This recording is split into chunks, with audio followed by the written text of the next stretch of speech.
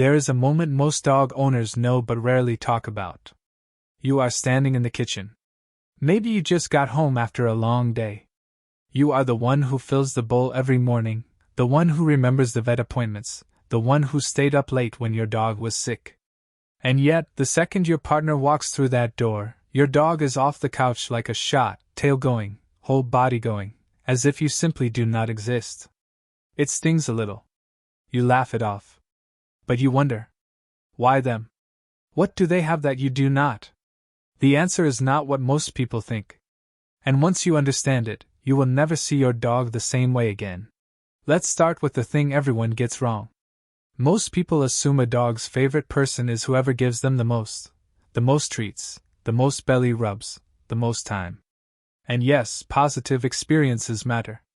A dog absolutely remembers who handed them that piece of beef liver, who tossed the ball the longest, who slipped them a bite of chicken off the dinner plate. Those moments build something real. But feeding and playing alone do not explain the full picture. Because the dog who gets fed every morning by the same person still sometimes runs to someone else first. So what is actually happening? Here is what the research tells us. Dogs are not tracking generosity. They are tracking something far more subtle. They are tracking predictability. The person whose behavior is the most consistent, whose voice stays steady, whose movements are readable, whose moods do not swing without warning, becomes the person a dog's nervous system registers as safe. And safety for a dog is not just comfort. It is permission. Permission to stop scanning the room. Permission to relax completely. Permission to be fully, unguardedly themselves. A nervous dog does not go to the person who loves them the most. They go to the person they can read the fastest. Scientists at the University of Veterinary Medicine in Vienna put this to the test. They brought dogs into an unfamiliar room with a problem to solve, a puzzle box baited with food. When the dog's owner sat quietly nearby, not helping, not even speaking, just present, the dogs worked longer, tried harder, and explored more confidently. When a friendly stranger replaced the owner in the same chair doing the exact same nothing, the dogs slowed down. They gave up faster. Not because the stranger was unkind, but because the stranger's presence did not do what the owner's presence did. It did not lower the alarm. Researchers call it the secure base effect. Your dog's favorite person is, at the deepest level, the one who makes them brave enough to engage with the world. Now here is where it gets stranger. Because this bond has a chemistry to it. A research team in Japan studied what happens inside a dog's body during a quiet 30 minutes with their owner, some petting, some talking, some just sitting together. They measured oxytocin, the same bonding hormone that floods a mother's system when she holds her newborn. Dogs who spent more time looking into their owner's eyes had significantly higher oxytocin afterward. But so did the owners.